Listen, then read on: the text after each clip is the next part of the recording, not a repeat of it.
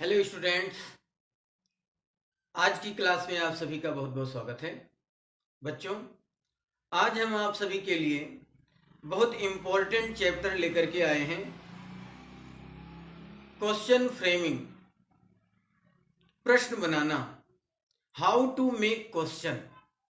बच्चों, प्रश्न कैसे बनाया जाता है, प्रश्न को कैसे पूछा जाता है, प्रश्न का निर्माण कैसे किया जाए, इन सभी बातों का सॉल्यूशन हम लेकर के आए हैं। और ये पूरी जिंदगी प्रश्न में ही बीत जाती है। आधे जीवन में, लाइफ में तो हम आधा प्रश्न ही करते हैं, चाहे मम्मी हो, चाहे पापा हो, चाहे टीचर हो, कोई भी हो, एक्स वाई जेड। जितनी बातें करते हैं उतनी बातों में तो क्वेश्चन ही क्वेश्चन पूछते हैं। कहाँ गए थे, क्यों गए थे, किस लिए गए थे, क्या कर रहे थे, क्यों नहीं लाए, कब तुम आए वहां से, कैसे आए, क्या कर रहे थे। इस तरीके से तमाम प्रकार के प्रश्न, प्रश्न ही प्रश्न, पूरी लाइफ में, पूरी जिंदगी में प्रश्न ही प्रश्न है। तो आपने कभी विचार किया कि ये प्रश्न बनते कैसे हैं, तो प्रश्न के प्रकार क्या हैं, टाइप क्या हैं।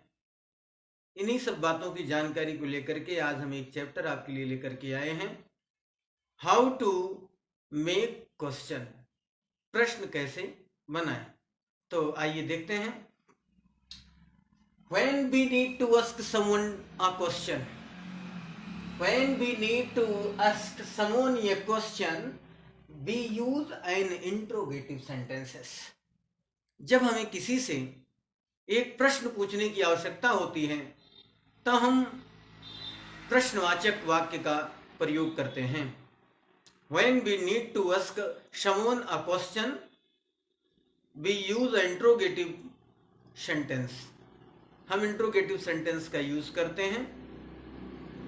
Next, it ends with a mark of interrogation. और वो सेंटेंस किससे समाप्त होता है, उस सेंटेंस का अंत किससे होता है, इंट्रोगेशन मार्क से, प्रश्नवाचक चिन्ह से, या प्रश्नवाचक मार्क से, या क्वेश्चन मार्क से। तो बच्चों, किसी भी प्रश्न को पूछने के लिए जब हम किसी व्यक्ति से प्रश्न को पूछते हैं तो हम इंट्रोगेटिव सेंटेंस का प्रयोग करते हैं या क्वेश्चन सेंटेंस का प्रयोग करते हैं, और उसके लास्ट में इंट्रोगेशन मार्क होता है, क्वेश्चन मार्क होता है, प्रश्नवाचक चिन्ह होता है। अब आप समझेंगे इंट्रोगेटिव सेंटेंस दो प्रकार के होते हैं। इंट्रोगेटिव सेंटेंस, जल्दी आप समझें, इंट्रोगेटिव सेंटेंस दो प्रकार के होते हैं। कौन कौन से? फर्स्ट नंबर यस या no question, number 2 WH question. अब आप समझेंगे यस या नो क्वेश्चन कैसे करेंगे। तो number 1 yes no question form करने के लिए, बनाने के लिए या निर्मित करने के लिए एक्सिलरी वर्ब को सब्जेक्ट के पहले रखना पड़ता है। एक्सिलरी वर्ब मीन्स सहायक क्रिया, अर्थात हेल्पिंग वर्ब भी बोल सकते हैं। यदि आपको यस या नो में क्वेश्चन को बनाना है तो आपको सब्जेक्ट के पहले, कर्ता के पहले क्या रखना पड़ता है, एक्सिलरीज वर्ब को रखना पड़ता है। अंग्रेजी भाषा में, इंग्लिश लैंग्वेज में 24 auxiliaries verb is, am, are, was, were, have, has, had, do, does, did, shall, will, should, would, can, could, may, might, must, ought to, used to, need और dare हैं। तो बच्चों, यस या no question को जब हम yes या no में आंसर देते हैं किसी क्वेश्चन का, तो उस क्वेश्चन को बनाने के लिए हमें एक्सिलरीज वर्ब की आवश्यकता होती है।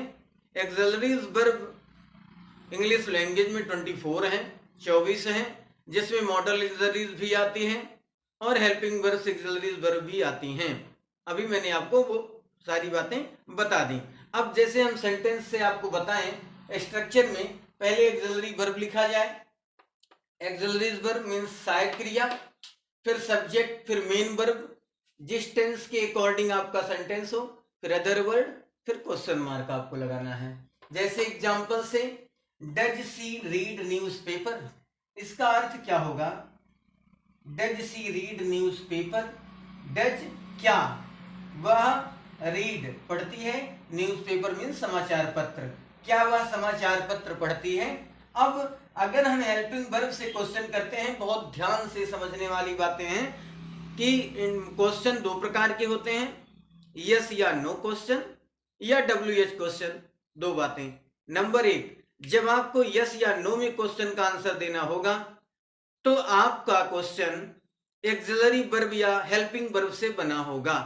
जैसे यहां पर सेंटेंस में मैंने लिखा does she read newspaper, does she read newspaper, क्या वह न्यूज़पेपर पढ़ती है, क्या वह समाचार पढ़ती है, समाचार पत्र पढ़ती है, तो आपका आंसर होगा यस या नो। एक आंसर आप देंगे यस या नो, यदि पढ़ती होगी तो यस और अगर नहीं पढ़ती होगी तो नो, यस या नो में आंसर होगा। नेक्स्ट है do you help the poor, क्या आप गरीबों की सहायता करते हैं, क्या आप गरीब की सहायता करते हैं, तो अगर आप करते होंगे तो कहेंगे यस, अगर आप नहीं करते होंगे तो कहेंगे नो। नेक्स्ट है can you speak English, can you speak English, क्या आप अंग्रेजी बोल सकते हैं, यहां पर axillary verb model axillary verb लगाएगी कैन यू स्पीक इंग्लिश, क्या आप इसे इंग्लिश बोल सकते हैं, यदि आप बोल पाते होंगे तो कहेंगे यस वरना कहेंगे नो। ये हो गया। नेक्स्ट है are these your books, are means क्या, दीज मीन्स ये, योर माने आपकी, बुक्स माने पुस्तकें हैं, क्या ये आपकी पुस्तकें हैं, यदि आपकी होंगी तो आप कहेंगे यस, नहीं होगी तो कहेंगे नो। ये हो गया। नेक्स्ट है have they passed the exam, have they passed the exam, have they passed the, क्या वो परीक्षा पास कर लिए, क्या वो परीक्षा उत्तीर्ण कर लिए हैं, यदि उत्तीर्ण कर लिए होंगे तो कहोगे यस वरना नो। इस तरीके से यस या नो क्वेश्चन बनाए जाते हैं। अब यस या नो क्वेश्चन बनाने के लिए मैंने आपको बता दिया, यदि हिंदी में सेंटेंस लिखा हो कि क्या तुम रोज स्कूल जाते हो, क्या तुम रोज स्कूल जाते हो, तो आपका आंसर होगा, किसी बच्चे का आंसर होगा, अगर उससे पूछा जाएगा जो स्कूल जाता है कि क्या तुम रोज स्कूल जाते हो, तो यदि जाता होगा स्कूल डेली तो वो कहेगा हाँ, ये नहीं जाता होगा तो कहेगा no. Do you go to school daily, yes और नॉट, यदि जाता होगा तो यस बोलेगा, नहीं जाता होगा तो नो बोलेगा। इस तरीके से किसी सेंटेंस में सर्वप्रथम सबसे पहले एट फर्स्ट हेल्पिंग वर्ब या ऑक्सिलरी वर्ब यूज करके क्वेश्चन बनाया जाता है, वो यस या नो क्वेश्चन कहलाता है। प्रत्येक टेंस के फर्स्ट इंट्रोगेटिव सेंटेंस जो आप टेंसों में पढ़ते आए हैं या मेरे द्वारा जो वीडियो अपलोड किए गए हैं, पढ़ाए गए हैं, बताए गए हैं, उसमें जो है प्रत्येक टेंस के फर्स्ट इंट्रोगेटिव सेंटेंस में WS क्वेश्चन यस या नो क्वेश्चन के अबाउट आपको बताया गया है कि किस तरीके से यदि किसी सेंटेंस में क्या शब्द सबसे पहले आता है तो उसकी जो है अंग्रेजी हम हेल्पिंग वर्ब या ऑक्सिलरी वर्ब से ही स्टार्ट करते हैं, उसको यस या नो क्वेश्चन आप बोलते हैं और बोलना भी चाहिए, उसी तरीके से बनाना चाहिए। अब आप ये क्लियर हुआ, यस या नो क्वेश्चन के विषय में आप जान गए। दूसरा है WH क्वेश्चन, WH क्वेश्चन। अभी हम पढ़ाते वक्त भी क्वेश्चन का ही जिक्र कर रहे हैं, क्वेश्चन बहुत इंपॉर्टेंट है। तो WH फैमिली के अंतर्गत बहुत सारे इंट्रोगेटिव प्रोनाउंस आते हैं जो अलग अलग कैटेगरी के हैं, हम उनको नोट कर रहे हैं, आप उनको देखें। तो बच्चों आप देख पा रहे होंगे मैंने क्वेश्चन वर्ड्स यहाँ यूज किए हैं और राइट कर दिए हैं, आप इनको स्क्रीनशॉट ले लें और इनको देख सकते हैं। ये WH फैमिली के एक ही फैमिली के सभी मेंबर्स हैं, यहाँ पर इतने मैंने नोट कर दिए हैं, आप इनके विषय में समझ लें। व्हाट, ये क्या, व्हाट का मीन्स होता है क्या, ये वस्तु के लिए, थिंग्स के लिए यूज किए जाते हैं। वाई मीन्स कौन, ये रीजन बताने के लिए, कारण बताने के लिए यूज किए जाते हैं। व्हेन का यूज समय बताने के लिए, टाइम बताने के लिए किया जाता है। हु, ये व्यक्ति के लिए, पर्सन के लिए इसका यूज किया जाता है। और हु ऑल, कौन कौन, ये भी व्यक्ति के लिए ही आता है। व्हाट ऑल अर्थात क्या क्या, ये भी वस्तु के लिए ही यूज किया जाता है। वेयर मीन्स कहाँ, ये स्थान के लिए आप जानते ही हैं। हाउ का यूज विधि मेथड के लिए। हुम किसे या किसको, ये व्यक्ति के लिए। और हाउ फॉर कितनी दूर, ये डिस्टेंस के लिए, दूरी बताने के लिए। प्रश्न क्वेश्चन में इसका यूज करेंगे। फॉर व्हाट मीन्स किस लिए, ये किसी काम के लिए, काम के लिए हम फॉर व्हाट का यूज करते हैं। इन व्हाट वे किस तरह से, ये मेथड बताता है कि आपने किस तरीके से सवाल हल किए। हाउ लॉन्ग कब तक, ये अवधि बताता है। ड्यूरेशन अर्थात टाइम बताता है कि तुम कब तक लौट के आओगे। हुज मीन्स किसका या किसकी, ये व्यक्ति की जानकारी देता है अर्थात पर्सन की। विच मीन्स कौन सा, ये वस्तु या थिंग की जानकारी देता है। आपको साफ साफ दिख रहा होगा, आप आसानी से स्क्रीनशॉट ले लें, इसको लर्न कर लें। और हाउ मेनी मीन्स कितना, कितनी, कितने आप पढ़ चुके हैं, ये संख्या बताता है। हाउ मच मीन्स कितना, कितने, ये मात्रा को बताता है। हाउ ऑफेन और हाउ मेनी टाइम, इन दोनों का मीन्स होता है कितनी बार। ये किसी फ्रीक्वेंसी के लिए, आवृत्ति के लिए, बार बार बताने दी जाने वाली, पूछने वाली, कहने वाली बातों के लिए ये इन शब्दों का यूज किया जाता है। हाँ, इतना जरूर ध्यान रखें कि हाउ मेनी टाइम एक फिक्स यूज होता है। एट व्हाट टाइम, किस समय, ये फिक्स टाइम के लिए। जैसे तुम किस समय मुझसे मिलोगे, 10 बजे, 8 बजे, 5 बजे, तो इस तरीके से लोग पूछ ही लेते हैं। At what time means fix time बताने के लिए, एग्जैक्ट टाइम बताने के लिए एट व्हाट टाइम का यूज किया जाता है। एट व्हाट प्लेस, किस जगह पर मिलोगे, तो ये फिक्स प्लेस के लिए, एग्जैक्ट प्लेस के लिए इसका यूज किया जाता है। व्हाट काइंड ऑफ मीन्स किस प्रकार, व्हाट टाइप ऑफ मीन्स किस प्रकार, ये फिक्स प्लेस के लिए यूज किया जाता है। जैसे हमारे यहाँ एक पोएम थी, उसमें कहा गया कि what kind of life does the poet find in the woods, जंगल में कवि को किस प्रकार का जीवन प्राप्त हुआ। What kind of life does the poet find in the woods, तो यहां पर किस प्रकार का, तो उसकी प्लेस को बताने के लिए या उसकी कंडीशन या उसकी टाइप को, उसके प्रकार को बताने के लिए इसका प्रयोग किया जाता है। तो बच्चों, इस प्रकार से ये इंट्रोगेटिव प्रोनाउन है जिनका यूज किया जाता है। ये WH क्वेश्चन है। अब इनका यूज कैसे करेंगे, एक एक से आप जानते चलिए और हम समझाने का प्रयास कर रहे हैं। तो बच्चों, यहाँ आप व्हाट का प्रयोग देखें कि व्हाट का प्रयोग कहाँ किया जाए। तो व्हाट का प्रयोग थिंग्स मीन्स वस्तु के लिए किया जाता है। वस्तु की जानकारी प्राप्त करने के लिए व्हाट का यूज किया जाता है। और या जब वाक्य में ऑब्जेक्ट अर्थात कर्म का पता लगाना हो, तब हम व्हाट से क्वेश्चन बनाते हैं। तो हमने यहाँ पर सिंपल सेंटेंस लिखे हैं और इन सेंटेंसों का आपको क्वेश्चन बनाना है। तो ध्यान रखें, प्रत्येक टेंस के WH इंट्रोगेटिव सेंटेंस में आपने पढ़ा होगा कि उसमें जब क्वेश्चन वर्ड सेंटेंस के बीच में आते हैं, हिंदी में क्वेश्चन वर्ड, हिंदी सेंटेंस आपको लिखा होता है कि वो कहाँ रहता है मान लीजिए, या वह क्या करता है। तो जब ये सेंटेंस क्या, कब, कहाँ, ये शब्द जब वाक्य के बीच में आते हैं, किसी सेंटेंस के मिड में आ जाते हैं, तो इनको सबसे पहले लिखना होता है। इनकी अंग्रेजी को सबसे पहले लिखना होता है और टेंस से संबंधित जिस टेंस का सेंटेंस होगा, उस टेंस के सेंटेंस से संबंधित हेल्पिंग वर्ब, वही एक्सिलरीज वर्ब यूज करनी होती है। अर्थात सब्जेक्ट के पहले और क्वेश्चन वर्ड के बाद आपको हेल्पिंग वर्ब यूज करनी होती है क्वेश्चन आस्क करने के लिए, वो भी WH इंट्रोगेटिव में। यहां पर मैंने लिखा एग्जांपल में, Ram Yeats mango daily. Ram Yeats mango daily, तो राम रोज आम खाता है। राम रोज आम खाता है, ये हो गया। अब इसको जब हम प्रश्न बनाएंगे तो यहां पर आम शब्द थिंग है और यहां मैंने ऑब्जेक्ट भी लिखा है। तो या मैंने ये भी लिखा कि व्हाट का प्रयोग थिंग के लिए करते हैं, या जब वाक्य में ऑब्जेक्ट कर्म का पता लगाना हो तब हम व्हाट का प्रयोग करेंगे। तो यहां ऑब्जेक्ट के स्थान पर हमारा मैंगो है, ऑब्जेक्ट हमारा मैंगो है। तो ये क्लियर हो गया कि हमें व्हाट लगाना है। और अगर हमें वस्तु की जानकारी करनी हो, कोई वस्तु हो, तो ये जहां आम रखा होगा, आम भी एक वस्तु ही मानी जाएगी। तो यहां पर आपको लिखना होगा सबसे पहले व्हाट। अब हमारा जिस टेंस का सेंटेंस है उसी टेंस की हेल्पिंग वर्ब लगाई जाएगी।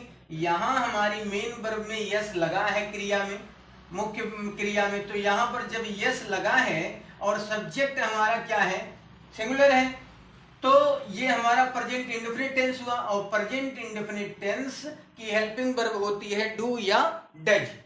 जब हमारा सब्जेक्ट सिंगुलर होता है तो डज यूज करते हैं, जब हमारा सब्जेक्ट प्लूरल होता है तो डू यूज करते हैं। तो यहां पर हमें राम है तो राम के पहले हमें हेल्पिंग वर्ब लगानी है, तो हमें लगाना होगा डज।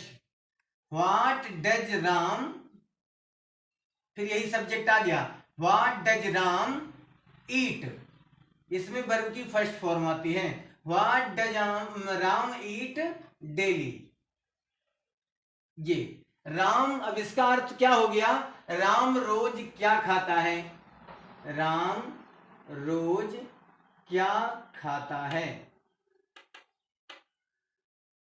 Question mark. राम रोज क्या खाता है, इस तरीके से आप बनाएंगे। सेकेंड सेंटेंस में फिर मैंने लिखा he eats rice and pulse, तो he eats rice and pulse, वह चावल और दाल खाता है। तो अब इसको भी हम कह सकते हैं कि वह क्या क्या खाता है, तो वह क्या क्या खाता है, तो इसके लिए आपको लगाना होगा, क्वेश्चन बनाएंगे तो व्हाट से ही बनाएंगे, क्योंकि वह क्या क्या खाता है, यहां पर भी हेल्पिंग मेन वर्ब में यस लगा है, ये भी प्रेजेंट इंडेफिनिट टेंस का ही सेंटेंस है। तो what all, what all means क्या क्या। अब यहीं पर आपको क्या लगाना है, डज लगाना है, क्योंकि हमारा सब्जेक्ट क्या है, सिंगुलर है। तो what does he, what all does he, अब ईट, ईट क्वेश्चन मार्क। जब हम इस तरीके से बनाते हैं तो मान लो व्हाट हमने किसके लिए लगाया, वस्तु के लिए लगाया, तो जब हमने व्हाट क्वेश्चन में लिख लिया है तो इस वस्तु को हम इस क्वेश्चन में नहीं लिखते हैं। यहां पर मैंने व्हाट ऑल लिखा तो राइस एंड पल्स को हमें नहीं लिखना है क्वेश्चन बनाते वक्त। इसका अर्थ हुआ कि वह चावल और दाल खाता है। व्हाट ऑल डज ही ईट, वह क्या क्या खाता है, तो आंसर आएगा कि वह चावल और दाल खाता है। इस तरीके से आपको कुछ नहीं करना है। यदि वस्तु आपको दिखाई पड़े तो आप क्या करेंगे, पहले सेंटेंस को पहचान लेंगे कि किस टेंस का आपका सेंटेंस है। जिस टेंस का आपका सेंटेंस होगा उसी टेंस की हेल्पिंग वर्ब क्वेश्चन वर्ड के बाद और सब्जेक्ट के पहले आपको यूज करनी है। नेक्स्ट सेंटेंस, ये आपके समझ में आ गया होगा व्हाट का यूज। अब हम वेयर का यूज आपको बता रहे हैं। वेयर का प्रयोग प्लेस का पता लगाने के लिए किया जाता है। प्लेस मीन्स होता है स्थान, स्थान का पता लगाने के लिए, या पोजीशन मीन्स स्थिति, कंडीशन, या डायरेक्शन मीन्स दिशा। पोजीशन, डायरेक्शन और प्लेस का पता लगाने के लिए किया जाता है, लेकिन मोस्टली प्लेस के लिए ही वेयर का यूज किया जाता है। अब यहां पर मैंने लिख दिया राम लिव्स इन ग्वालियर, राम रहता है कहां, ग्वालियर में, राम ग्वालियर में रहता है। यहां पर भी मेन वर्ब में यस मैंने लगा दिया है। तो ये किस टेंस का सेंटेंस हुआ, ये किस टेंस का सेंटेंस हुआ, प्रेजेंट इंडेफिनिट का सेंटेंस हुआ। स्थान यहां पर दिया गया है क्या, ग्वालियर, तो जब हम वेयर लगाएंगे तो ग्वालियर शब्द को नहीं लिखेंगे, यहां पर हमें सबसे पहले WH वर्ड यूज करना है, वेयर। अब यहां पर ये हमारा प्रेजेंट इंडेफिनिट है, सब्जेक्ट हमारा राम है, सिंगुलर है, इसलिए हम डज यूज करेंगे, वेयर डज, वेयर डज। अब यही सब्जेक्ट यहां आ जाएगा Ram, where does Ram live, first form आती है वर्ब की क्वेश्चन में, प्रश्न में, प्रश्नवाचक में, इंट्रोगेटिव सेंटेंस में या WH इंट्रोगेटिव में, वेयर डज राम लिव। अब आंसर आ जाएगा राम लिव्स इन ग्वालियर, राम कहाँ रहता है, राम ग्वालियर में रहता है। नेक्स्ट है Mohan lives in Delhi these days, Mohan lives in Delhi these days, Mohan आजकल दिल्ली में रहता है, मोहन आजकल दिल्ली में रहता है। तो इन दिनों मोहन कहाँ रहता है, इस तरीके से बनाएंगे, तो where does Mohan live these days, question. यहां पर लिप्स में यस लगा, ये हमारा प्रेजेंट इंडेफिनिट हुआ। मोहन हमारा सिंगुलर है, इसके अकॉर्डिंग हमने डज यूज किया क्योंकि ये प्रेजेंट इंडेफिनिट था। डज यूज करने का मीन सिंगुलर सब्जेक्ट और डू डज यूज करने का मीन प्रेजेंट इंडेफिनिट। तो क्वेश्चन वर्ड पहले वेयर, उसके बाद सिंगुलर सब्जेक्ट होने के कारण डज, हेल्पिंग वर्ब, फिर सब्जेक्ट, फिर मेन वर्ब की फर्स्ट फॉर्म, फिर other word. My residence in Lucknow, my residence is in Lucknow, मेरा निवास लखनऊ में है। तो यहां पर कहां है, ये स्थान बता रहा है। क्या बता रहा है? स्थान।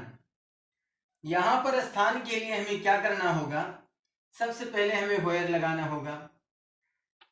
वेयर, यहां पर हेल्पिंग वर्ब ऑलरेडी दी गई है, इसलिए हम यहां इज यूज कर लेंगे। वेयर इज, वेयर इज जब वाक्य में माई शब्द आया हो, जब वाक्य में माई शब्द आया हो तो क्वेश्चन बनाते वक्त उसको यू, अगर आई होगा तो यू हो जाएगा, माय होगा पॉसेसिव प्रोनाउन होगा तो योर हो जाएगा। तो यहां पर हमें योर लिखना है। Where is your residence,